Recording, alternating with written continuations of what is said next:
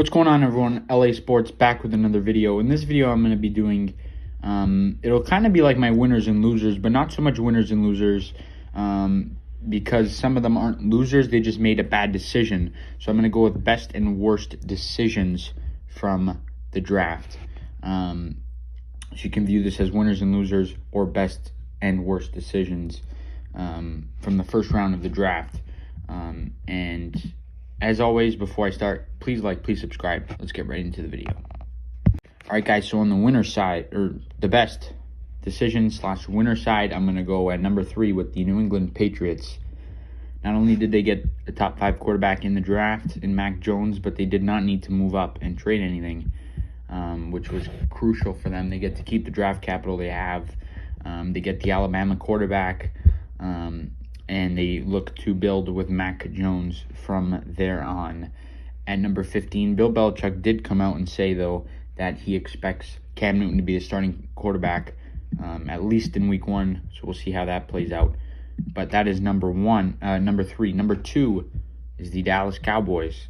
They made a good decision in trading back for Micah Parsons because they knew all along, whether it was Philadelphia or New York, they were going to have Devontae Smith in their division, and they made the wise decision to take an extra draft pick since Philly was so desperate to get him. They did that, and they got, in my opinion, the best defensive player in the draft in Micah Parsons.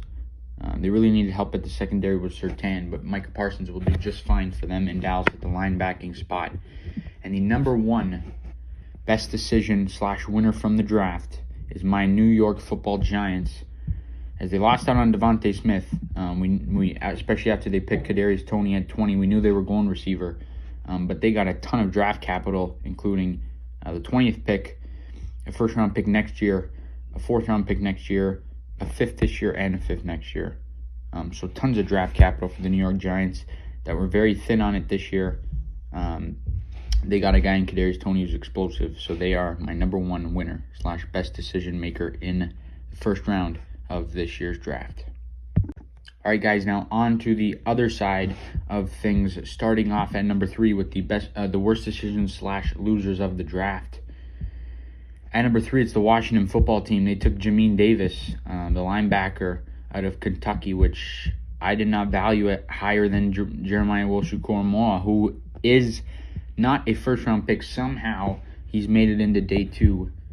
So it'll be interesting to see if some teams trade up into the early part of the second round to take him, or if they just wait and see if he falls. So I think Washington kind of made a mistake with Jamin Davis. Koramoah would have been a better pick. Number 2 is the Carolina Panthers. They made a mistake with their J.C. Horn pick. I said it was the biggest, in the top 3 biggest reaches.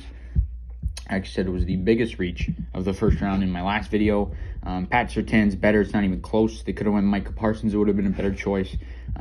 J.C. Horn's very good, and it's nothing towards him, but there was just, I think, better players at that spot. It could have been a trade back. It could have been Surtain. It could have been Parsons. So I think that was a mistake. But the number 1 mistake is not even close. It's the Cincinnati Bengals passing up on Penei Sewell. Don't get me wrong. Ja'Marr Chase is far and away the best receiver in this draft class, and it's not close. He's explosive. He's very good. He's got that connection to Joe Burrow from LSU. But this was a mistake.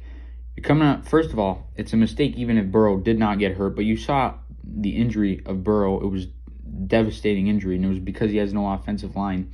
And you pass up on Penei Sewell, the guy who is arguably one of the most talked about offensive tackles coming out of the draft in who knows how long, out of Oregon. He fell all the way to Detroit, which was a steal. There's no way he should have gotten there. The Bengals made a mistake.